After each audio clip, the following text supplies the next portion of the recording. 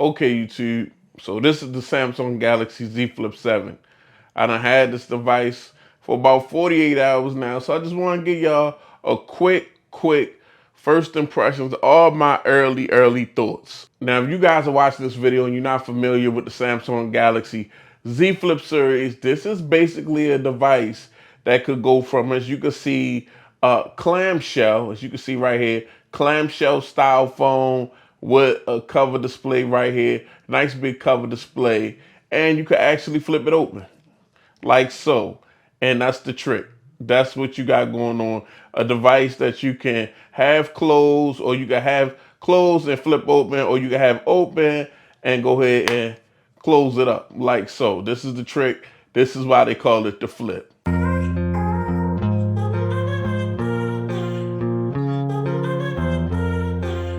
Now, we about to get into the Samsung Galaxy Z Flip 7, guys.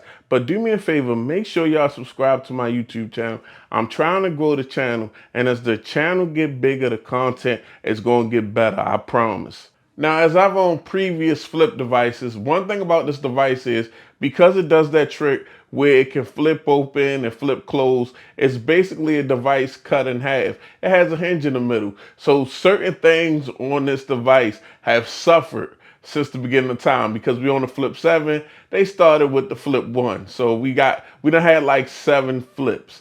And the battery has suffered, and because this is such a minimal device and flips in half, they don't put the best camera sensors on it and things of that nature. So with the Flip 7, I didn't have the Flip 6, guys. My last flip was the 5. It's like, is this device mature enough now to really be considered someone's daily driver, a full-on flagship?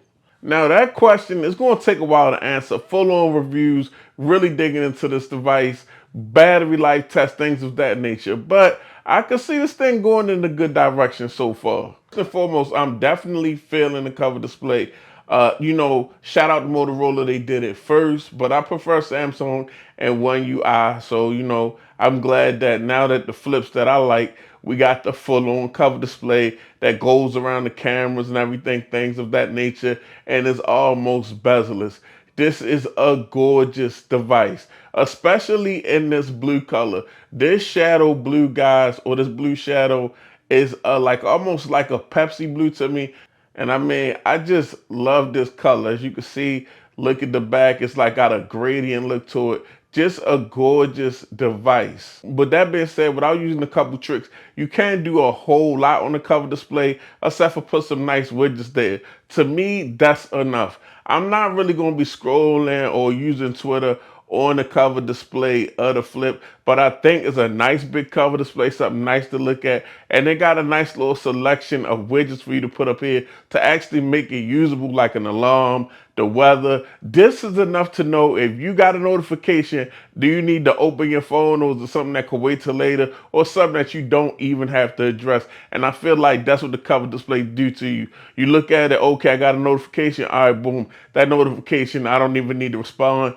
I'm good. I don't need to open my phone. Oh, I see a notification that's an emergency though. I need to open up my phone and utilize it. So that's enough for me, guys. I think it's just a big, gorgeous display also for a cover display on a flip. Now, as we get to the inside of the device and we talk about the phone doing phone stuff, guys, I've been really just using this device doing phone stuff, sending messages, looking on social media, things of that nature. Haven't really done any gaming or intense things on this device yet. And we gotta check the Exynos 2500 because that's the processor in this device. But so far, I will say, just doing regular phone stuff and utilizing the phone to setting the phone up, the Exynos haven't shown me any issues or any problems. This device, of course, is just a 1080 device. I guess because it's a foldable display, like they don't take the foldable displays to 2K. 1080 been on every flip, and I mean, but it's still a gorgeous display. And the crease for the hinge is way less apparent now. I do notice that I see way less of a crease going through the middle of this device than I did on my Flip 3, my Flip 4, and my Flip 5. But you still get a 120 hertz display. And I noticed that still works really well, guys. The display looks really good, but when you're using the display for things like scrolling social media, it's got that fluidity to it. When you're scrolling and you looking at, your whole timeline, it feels really good. So as far as I'm concerned, the Exynos 2500 is with the phone stuff, just doing stuff that you would normally do on the phone. It has been really decent so far for these past couple of days. Now I do have to check the battery life, but I haven't noticed anything, which is good that I haven't noticed anything. I haven't been like, damn, this phone died fast or things of that nature, but I haven't really just outright charge the phone to 100%. You made sure I utilized the phone a certain way, made sure I utilized the phone off of Wi-Fi, and did a battery life test. And that's going to be coming down the pipeline. But I haven't been irked. I'm going to honestly say that. I had flips before. I was like, damn, this phone died really fast. This don't kind of make sense. But this phone hasn't done that yet. I've been utilizing this phone, and it hasn't just been like dying like as fast as other flips because I immediately noticed it. On this one, I haven't noticed anything yet, and not noticing anything, it's like the news. No news is good news. Now, as far as build and the hinge, guys, it's a really tight little unit. As you can see, the hinge is not very big at all. It doesn't protrude out much.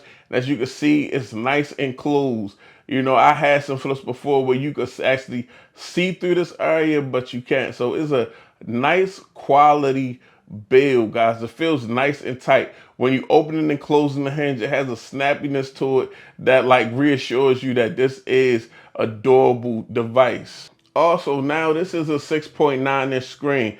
And I feel like even though this is still kind of like a tall device and aspect ratio, I feel like it did get a little wider.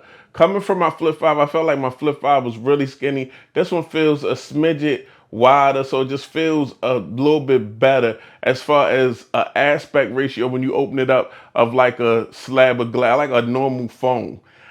Some of the earlier flips to me was really skinny and tall. This one is still tall, very big screen, 6.9 inches, but it has a little bit more width to me, or feels like it has a little bit more width.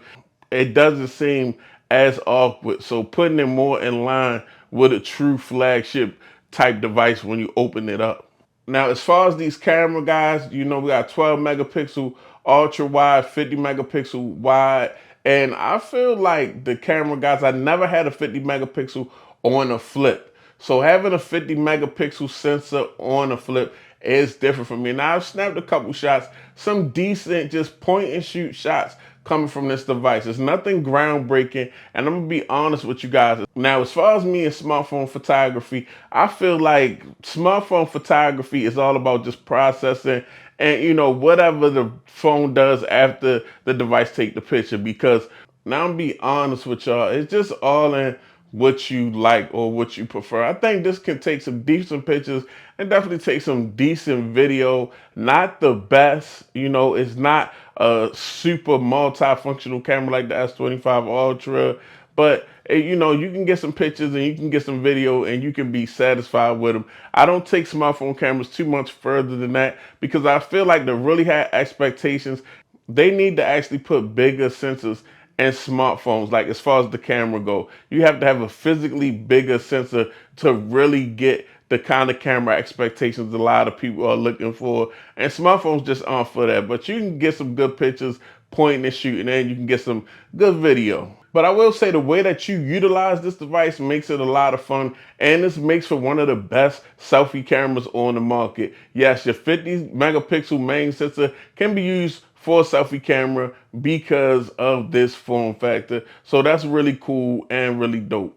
But all in all, using this Z Flip 7 for these first 48 hours, I really feel like this is a fun device that started off kind of gimmicky, but with the changes they making, 4,300 milliamp battery, almost as big as the Fold 7, and a better camera sensor, things of that nature, it's making its way towards a truly, a device that you could use truly as your daily driver. Now, I can't answer that question right now. It's more research have to be done, but it seemed like it may be going in that direction. But those are just my thoughts for the first 48 hours. Make sure you subscribe. It's your boy BG Tech Life. Thanks for watching. Hit that like button. I'm out. Peace.